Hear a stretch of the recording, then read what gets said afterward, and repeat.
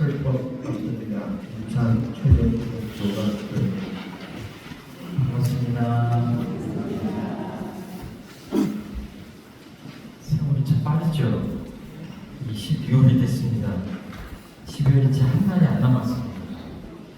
저는 12월 달에는 가급적이면 새로운 일을 만들지 말고 가장 일이 없는 날로 그렇게 진행적으로 그동안 애를 써봤는데, 이제 그렇게 하는 이유는 지난 1년을 돌아보고 또 새해를 맞을 때 이제 좋은 기운으로 마음가짐으로 또 새해를 맞을 수 있도록 12월에는 되도록 이렇게 좀 비유하자면 뭐 겨울잠 자는 고음들처럼 이렇게 좀 비활동적으로 재충전하는 그런 시간을 가지려고 노력하는데요.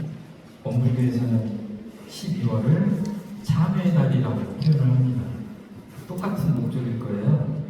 지난 그 시간 동안에 그 잘못한 것, 내가 알고도 짓고 모르고도 지은 것을 좀 청산하고 새해를 더 힘차게 맞기 위해서 미래를 설계하고 준비하기 위해서 12월을 참여의 달이라고 하지 않았나 이렇게 생각합니다.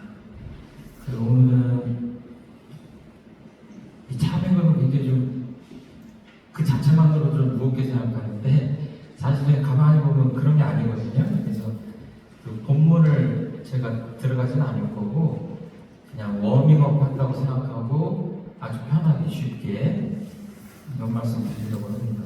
그리고 이제 제가 예전에 만들어 놨던 팜플렛인데 이거를 갖고 오셨는지 모르겠는데 나가실 때 예쁘게 만들어져 있거든요. 이 안에 보면 그 참외원이 있고 옆에 보면 동그라미가 이제 예쁜 동그라미 이원선이 빼곡하게 양쪽에 있어요.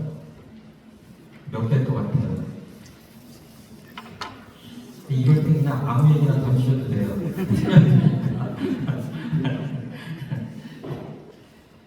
한번 읽으시고 그 동그라미를 이렇게 볼펜으로 까맣게 칠하셔서 몇 년이 걸릴지 뭐 2년이 걸릴지 모르지만 다 까맣게 칠하고 오시면 제가 맛있는 차례 좀 한번 하겠습니다.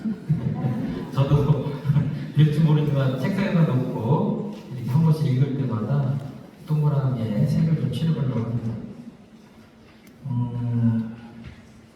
제가 원불교 교무기 때문에 참여문에 대해서 여러 번 뭐 설교도 하고 글도 쓰고 했겠죠. 근데 올해 참여문을 공부를 하려고 생각하다 보니까 첫 번째 드는 생각이, 그 참여라고 하는 것은 이 자기 잘못에 대해서 깨닫고 깊이 뉘우치다 이렇게 사전에 나와 있거든요. 그러니까 내 잘못을 알아야 하는 거죠, 첫 번째가. 근데 보니까 그것이 그렇게 쉽지가 않다, 그런 느낌이 들었어요. 그리고 우리 연로하신 교도님들한테 죄송하지만 저도 머리가 상당히 허옇죠. 머리가 허해지니까 어떤 어려움이 있고 슬픔이 있냐면 누가 충고해준 사람이 없어요. 우리 교도님들이 최정품 교무한테 충고를 하면 제가 잘 듣게 생겼어요?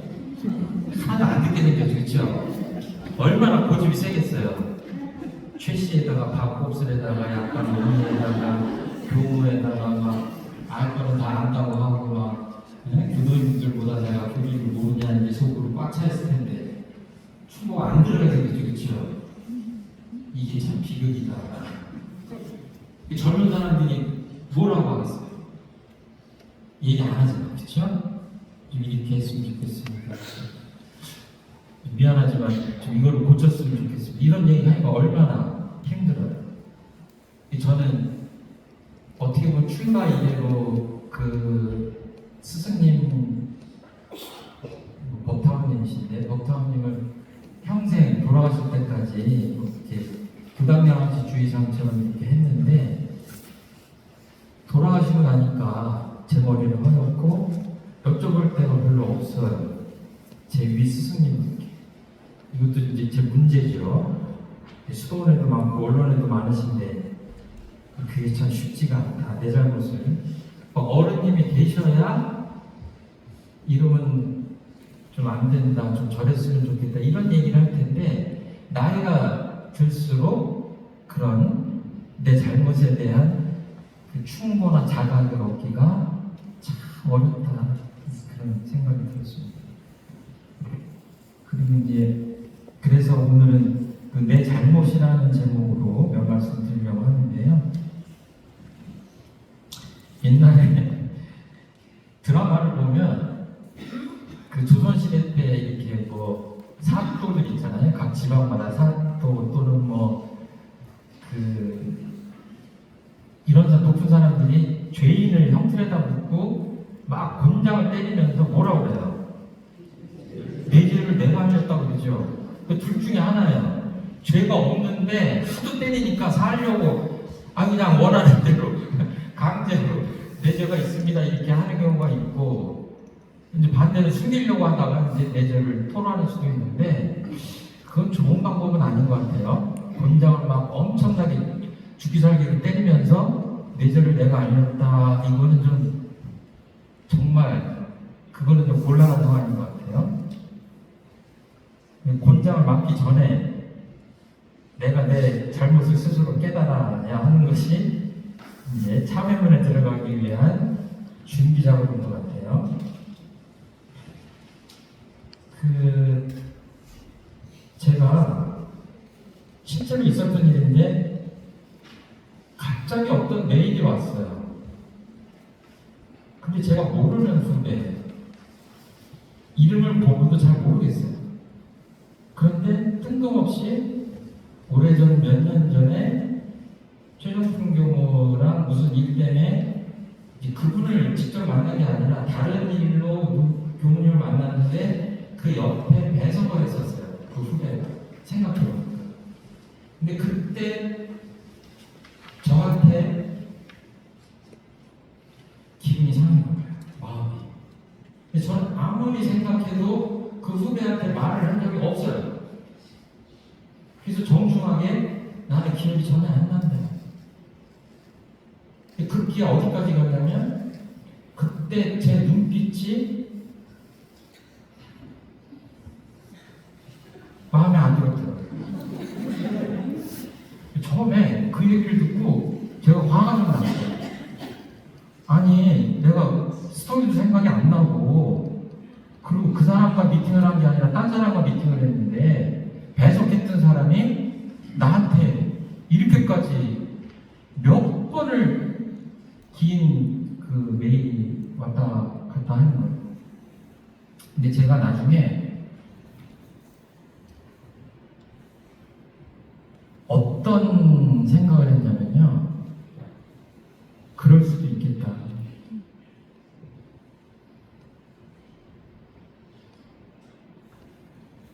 내가 특별하게 그 사람을 멸시하거나 가볍게 보는 그거를 안 했어도 그 대화 분위기가 그때 그 상식 밖의 일을 바로잡기 위한 대화의 자리였거든요. 그 얘기를 하면서 짐작컨대 그런 눈빛이 나갔고 그 사람이 대상은 아니지만 그 후배한테도 그 눈빛이 상처를 줄 수 있겠다라는 생각을 했어요. 지금도 제가 그 생각을 하면서 이거는 특별한 행동이나 말이나 상처를 주려는 그런 행동이 아니어도 내가 하는 이런 행동에 보이지 않는 그런 것들도 상대방한테 안 좋은 영향을 주고 상처를 줄 수도 있겠구나 하는 것들을 인정했어요. 그래도 지금 제 눈을 보면 이렇게 별로 안 따뜻하죠. 쉽지 않아요. 그리고 어떤 경우에는 어떻게 보면 제 인생에서 가장 억울했던 일인 것 같아요. 저는 정말 법적으로나 교리적으로나 어떤 상식적으로나 잘못을 한 일이 없는데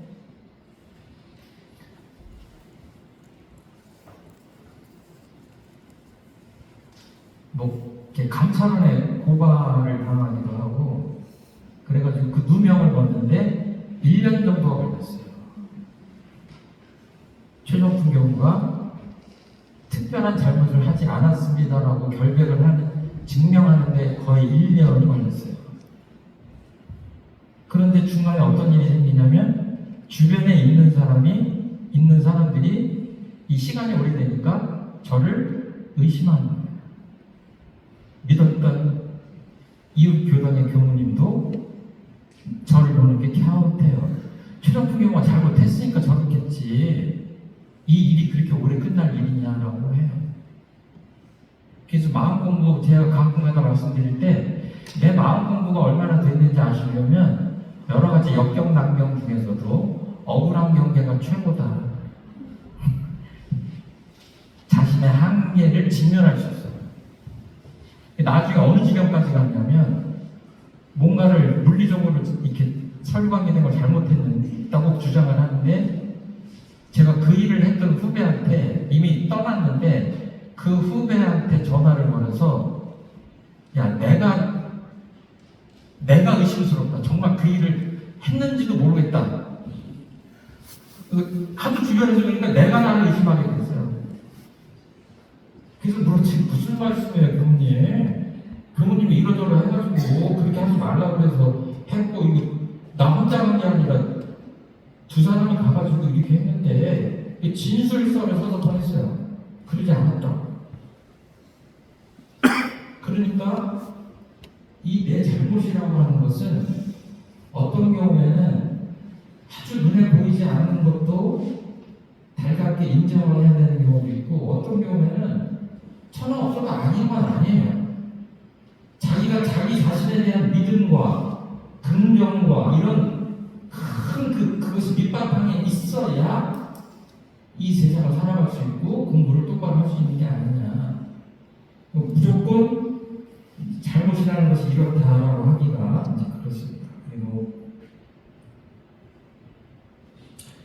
제가 젊었을 때 사실은 지금도 그렇지만 강사 생활을 하자고 하면서도 저는 원망 생활을 할 때가 많아요. 특히 교단 얘기 나오면 교단이 발전해야 되는데 이렇게 해야 되지 않습니까 하는 얘기들을 뭐 제 직책상 많이 하기도 했는데, 그 스승님한테 그런 얘기를 토로하다가 계속 얘기하다 보니까 제 탓은 안 하고 이제 교단은 좀 이랬으면 좋겠다 저랬으면 좋겠다 하는 얘기만 쭉 해놓고 하다 보니까 제가 요즘 말로는 현타가 온 거죠. 현실이 돼가지고 스승님 이렇게 말씀을 드려놓고 보니까 우리 교단에서 최종품 경우 제가 제일 똑똑하고 잘났다고 하는, 왜 내 잘못은 하나도 없을까? 아이고 그렇게 부끄러운 고백도 스승님께 했던 기억이 나는데, 아직도 제가 정말 그것들을 다 털어버렸는지 잘 모르겠어요. 내 잘못을 깨달으려면 어떻게 해야 될지 그냥 이렇게 쉽게 한번 생각을 해봤습니다. 이 교전에 그냥 있는 건 아닌데, 일단 내 심신작용을 면밀하게 보고 있어야 됩니다. 재밌는 표현을 하자면, 상대방이 나하고 마주 서 있으면 늘 얼굴을 찡그려요. 왜 그래요? 알 수 없죠, 그렇죠? 근데 어느 날 보니까 내가 그 사람 발을 밟고 있어요. 내가 밟아놓고 왜 나한테 찡그리냐고? 내 몸과 마음이 지금 어떤 일을 하고 있는지를 모르면 그런 식의 삶이 이렇게 우리에게 다가올 수도 있다. 그러니까 우리 신앙도 인과잖아요. 수행도 인과예요. 내가 어떤 마음 하나를 내고 어떤 행동 하나를 하는가에 따라 서로 영향하게 그 결과가 오잖아요. 신앙과 수행이 둘이 아니에요. 그리고 아까 우리 법신물 찬송가 할 때 그 진리의 거울이라는 표현 나왔잖아요. 그쵸? 이 거울을 봐야 내 얼굴에 얼룩이 묻었는지 안 묻었는지를 알 수 있잖아요. 그쵸? 신앙과 수행이 이 진리를 깨달아야 되고 믿어야 되고 하는 이유는 뭐예요? 그 마음에 거울이 있어야 비춰볼 거 아니에요, 그렇죠? 거울에 비춰본다 그러면은 그냥 너무 쉽게 들리고 한자말로 회광반조 이러면 좀 와닿고 그러십니까? 그러시면 안 돼요. 쉬운 말로 하면 그 진리의 거울에 늘 비춰볼 수 있어야 되는 겁니다. 그러니까 예쁜 사람들은 하루에 몇 번 거울을 보겠어요. 미스 코리아가 거울 보는 숫자하고 최정품 경호가 거울 보는 숫자하고 제가 훨씬 적을 것 같아요. 그렇죠? 진리의 거울은 누가 많이 봤대요? 미스 코리아보다 최정품 경호가 더 자주 봤죠. 그렇죠? 그러니까 계속 우리는 사실은 눈이 두 개지만 대상동사님이 뭐라고 그랬어요? 하나는 바깥으로 은혜를 발견하고 하나는 내 안으로 내 마음을 보라고 그랬어요. 그러니까 숙타님 지금 두 눈으로 저를 보시면 안 돼요. 한쪽 눈으로만 보셔야 돼요. 최정품 경호 고맙구나 애쓴다 이러고 하나는 뭐야? 내가 지금 이 마음이 지금 어떤가라고 그래서 눈이 두 개라고 하셨어요. 믿거나 말거나 하면 우리 스승님께서 하신 본문입니다. 그러니까 늘 반조하는 거예요. 하나는 바깥으로, 하나는 내 마음. 진리의 거울이 있어야 됩니다. 이거를 이제 견성이라는 걸로 이렇게 풀어보자면 성리품에 이런 표현이 나오죠. 목수가 먹줄과 잣대를 얻은 것과 같다 그랬잖아요. 최정품 경우가 여기다가 뭐 의자나 탁자 하나 만들려고 1m 25cm 나무를 5개나 잘라오세요. 그렇게 했더니 교도님들이 다 다르게 잘라와. 그러면서 뭐라고 하면 이게 1m 25예요. 그렇게 얘기하는 거예요. 그러면 그 목공을 할 수 있어요? 없어요? 없잖아요. 집을 못 져요. 1m 25다 그러면 뭐야? 우리가 갖고 있는 자가 똑같아요. 그 똑같은 진리를 깨닫고 있어야 내가 진리의 거울에 비춰봤을 때 이건 천하 없어도 내가 잘못했구나 이렇게 깨닫고 뉘우침이 시작될 수 있잖아요. 그렇죠? 그래서 뭐 견성, 깨달음 이런 것들이 이 안에 보면은 이제 참여를 제가 이제 일부러 안 들어가려고 하는데 이거를 전제로 하고 있습니다. 이 참여는. 그리고 사하님의 목소리에도 귀를 기울일 줄 알아야 됩니다. 그러니까 우리 교도님들이 99% 교도님들이 최정품 경우를 가르치는데 제가 끝까지 그거를 받아들이지 않는다 그러면 잘못될 확률이 거의 99% 이상이에요. 그래도 제가 100%라고 안 하는 거는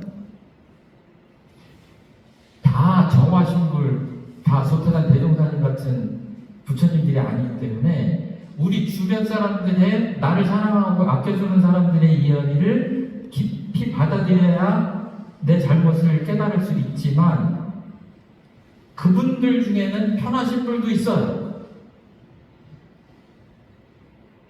그럼 뭐야? 그 충고나 이런 것들은 잘못 볼 수가 있어요. 그러니까 이해관계가 있다든지 그냥 밖에서 그게 정말 진심으로 나를 사랑하지 않고 한다든지 또는 지혜가 모자란다든지 이런 분들의 얘기를 전적으로 의지할 수는 없어요. 정하신 분도 있고 편하신 분도 있기 때문에. 그러니까 100사람 중에 99사람이 옳다고 하더라도 속태산 대종사님 같은 분이 한 분 그건 아니다 그러면 누구 얘기 들어야 돼요? 대종사님 말씀 들어야 돼요.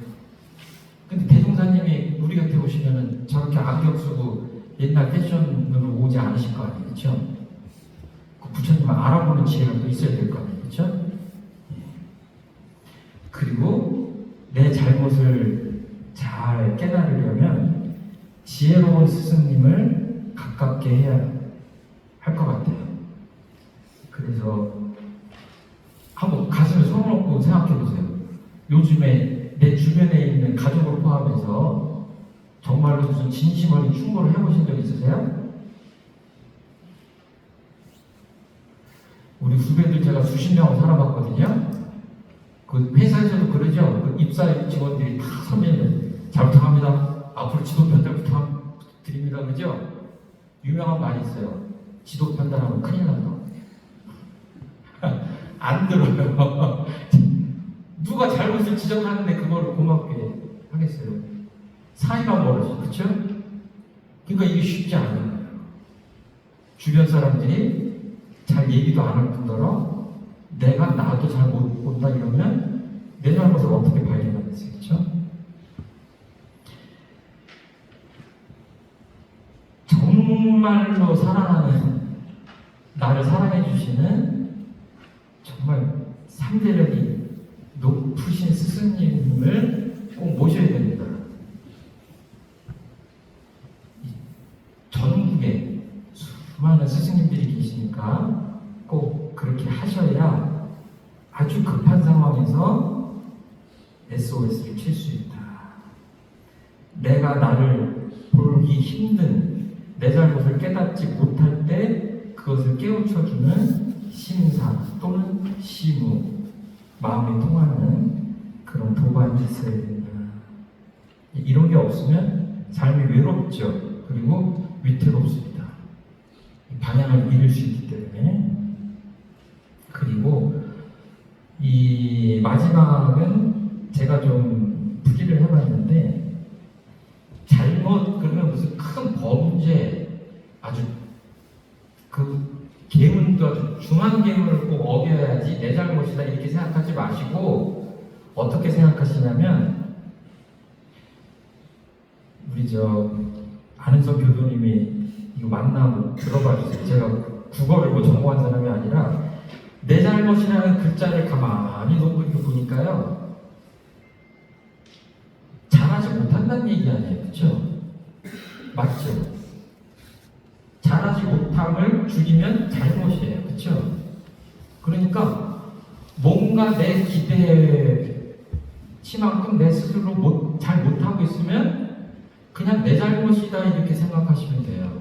이 말씀을 드리는 이유는 그래야 참회문이 내 잘못을 그렇게 자꾸 곱씹어 보는데 그치지 않고 새 생활을 개척한 새로운 삶으로 나아가라고 지금 이 참회문을 열어주신 거잖아요. 그 본의를 살릴 수가 있다.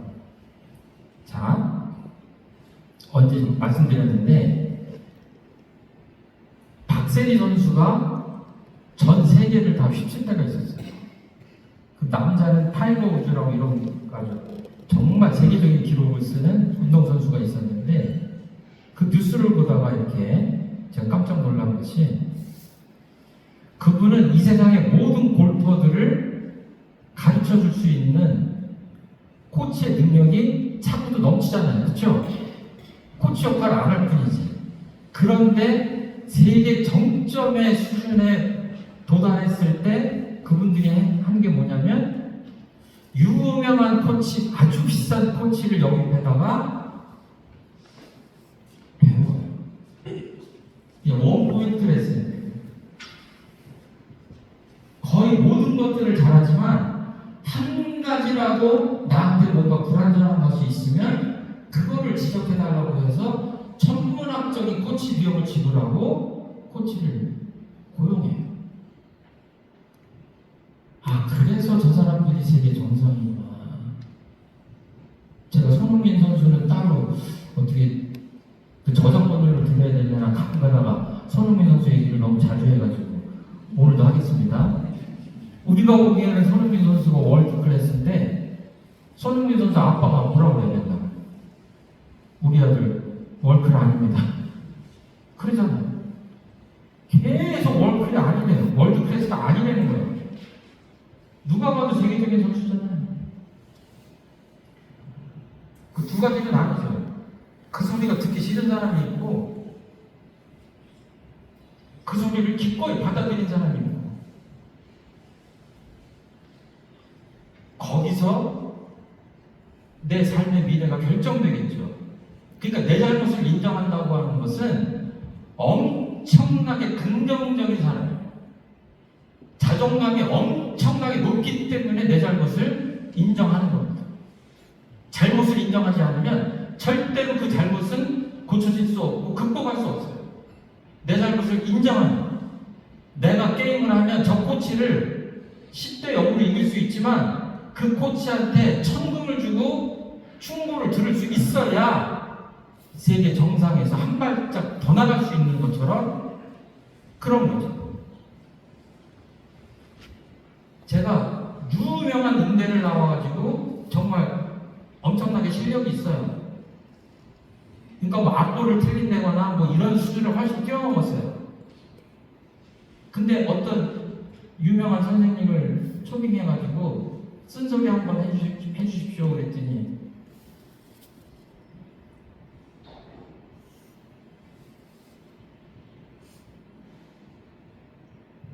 추상적인 얘기를 하는 거죠. 뭐 부점이 어떻다 이런 얘기를 하는 게 아니라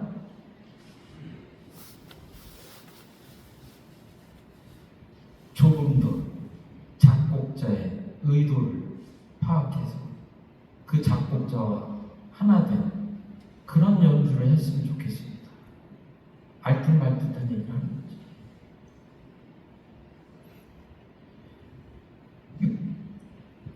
그러니까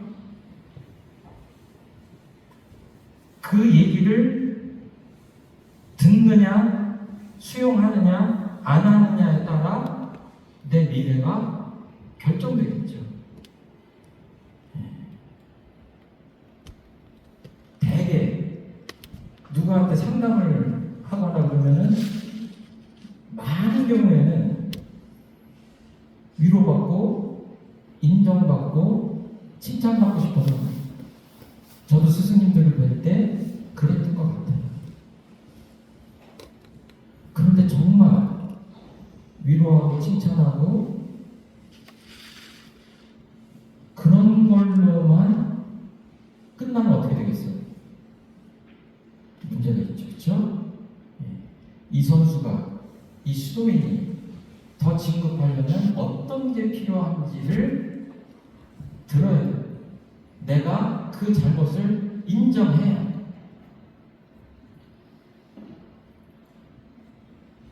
그러니까 공부인이 목표를 어디에 둘 것인가에 따라 잘못이 달라집니다. 제가 여러분들을 보통 공부로 대하면 다른 얘기 할 게 없어요. 늘 칭찬만 해도 돼요. 근데 만약에 여러분들을 항마위로 대한다, 출가위로 대한다, 이제 좀 부담스러우니까 만약에 다른 스승님이 와서 그렇게 한다는 거예요? 대안이 좀 달라지겠죠. 이런 것들이 나중에 내 공부 표준으로 되고 유문용어로 돼서 내 삶을 이렇게 견인해 가야 앞으로 나갈 수 있는 게 아닌가 이렇게 생각합니다.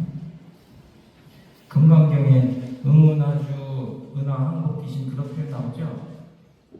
제가 아까 구배하고 했다가 아무 얘기도 안 했는데 제가 어필 받았다고 했잖아요. 금강경에서 뭐라고 하냐면 여기 계신 분들이 가만히 꼼짝 않고 계셔도 잘못됐다고 잘못된 거예요. 왜? 여러분들 마음이 지금 어디 있어요? 서강모니 부처님 마음에 안 드실 수 있어요. 얼마나 무용한 거예요. 무슨 살생을 한 것도 아니고 도둑질을 한 것도 아닌데 그 마음에 어디 있느냐 보이지도 않는 그걸 가지고 지금 금강경을 설하시는 거예요. 내 마음에 어디 있는지도 모른다고 그런 거예요. 금강경은 들어갈 수가 없어요. 그렇잖아요. 근데 어디다 보이지도 않는 설명을 하시는 거예요. 정말 이 세계에 들어가려면 그 어디에 자리에 있어야 된다 하는 그 정말 참 하나만한 말씀으로 들릴 만한 그런 이야기를 하시는 거죠. 금강경이. 그러니까 마음 공부라는 건 그런 거죠. 보이지 않아도 수행의 수준을 높이면 내 잘못은 계속 발견할 수가 있는 거죠. 그러니까 이 참여문은 대종사님께서만 해주신 게 아니라 서가모니 부처님도 방금 전에 반야신경 했지만 처음부터 끝까지 부정이에요. 아니다. 네가 보고 있다고? 그거 아니다. 네가 보고 그렇게 생각한다고? 그 생각 틀렸다. 처음부터 그 얘기예요. 그러니까 이 법문을 받아들일 수 있다는 건 뭐예요? 그렇게 숱한 부정과 부정을 거쳐서 큰 긍정의 세계로 가고자 하는 서원이 있어야 그게 내게 되는 거죠. 예. 잘못을 인정하지 않고 어떻게 그 다음 단계로 나가겠어요? 공자님은 일신 우일신 하라고 하셨어요. 나날이 새로워져라. 그 뭐야? 나날이 과거하고 결별하는 얘기예요. 나는 어제의 나가 아니다. 그렇게 살으란 얘기예요. 이게 참회의 말씀이죠. 예수님이 뭐라고 했어요? 잘 살고 있는 사람들한테 갑자기 회개하라고 했잖아요. 그걸 알아들어요? 뭘 회개하라는 얘기 지금 예수님이. 그러니까 예수님이 십자가에 못 박히죠. 아, 우리는 잘못했는데 자꾸 기분 나쁘게 와서 회개하라고 하니까. 그쵸? 못 알아듣는 거예요. 이게 정법신앙과 정법수행을 해야 진정한 참회가 가능하다. 이 참회를 보면 그렇게 얘기할 수 있죠. 최근에 어떤 나라에서 이 연세 드신 분들이 잘 모르실까 모르겠는데 아주 유명한 히트친 세계적인 노래 있죠? K-pop 데모넌터스의 그 노래, 그 애니메이션 노래인데 어떤 종교를 국교로 하는 나라에서 교육기관에서 아이들이 그 노래를 부르지 말라고 명령을 했어요. 왜? 교리에 어긋나기 때문에. 근데 그 애니메이션의 주인공이 뭐냐면 데몬, 우리로 얘기하면 마구니를 쫓아내는 역할인데 자기도 그 마구니에 요소가 있는 거예요. 그러니까 이거를 고백을 할 수도 없고 안 할 수도 없고 그런 어중간한 상태에서 내면의 갈등을 겪어내면서 그거를 극복하는 얘기예요. 저는 우리 교리를 보면 딱 맞아요. 마구니하고 사탄이 밖에 있습니까? 마구니를 잡아다가 죽이고 마녀 사냥하고 우리와 종교가 다르면 다 사탄으로 하고 이러면 그 마구니가 없어집니까? 사탄이 없어집니까? 우리는 그렇지 않잖아요. 법마 상전한다는 거예요. 내 안에 부처님도 계시고 충생도 계시고 사탄도 계시고 하나님도 계시다는 얘기예요. 우리 식으로 표현하죠. 그 진급하는 거죠. 이것들을 내 안에서 극복해내는 거죠. 내 잘못을. 이런 걸 보면 그 K-pop 데모넌터스라고 하는 스토리는 우리 법마 상정극 공부하시는 분들한테 딱이다. 이제 그런 생각이 듭니다. 그냥 내 잘못에 대한 이야기를 좀 드렸는데요. 제가 이제 마음편지에 내 잘못을 깨닫지 못하면 내 잘못을 고칠 수 없고 내 잘못이 반복되는 한 내 삶은 나아지지 않습니다. 극기의 용기와 힘을 가진 사람만이 참회의 문을 열 수 있습니다. 과거의 나를 이겨내고 새로운 나로 살아갈 수 있습니다. 맨 끝에 이렇게 썼어요. 잘못을 깨닫는 것은 진리를 깨닫는 것입니다. 내 잘못을 누군가 얘기하면 기분 나쁠 필요가 하나도 없고 받아들이고 안 받아들이는 건 내 마음이에요. 그거를 고치냐 안 고치냐도 내 마음이고 그런 겁니다. 이런 내 잘못이라고 하는 것을 깨닫지 않고 더 거룩한 어떤 진리를 깨닫는 길이 있느냐? 저는 그렇게 생각하지 않습니다. 내가 나를 깊이 보고 내가 잘하는 것, 내가 잘 못하는 것 이런 것들을 낱낱이 읽어낼 수 있어야 그 사람이 진리에 더 가까운 사람이 아닌가 이렇게 생각합니다. 그래서 이제 묵은 짐도 정리하고 이런저런 거 정리해야 되는 12월 달에 꼭 내가 좀 버렸으면 하는 습관이나 이런 것들도 꼭 한번 생각해 보시고 또 새롭게 좋은 습관을 들였으면 좋겠다 하는 것들을 생각해 보시면 제가 다음 주에 우리 유문역을 잡는 데 도움이 되는 그런 내용으로 발표를 보도록 하겠습니다. 감사합니다.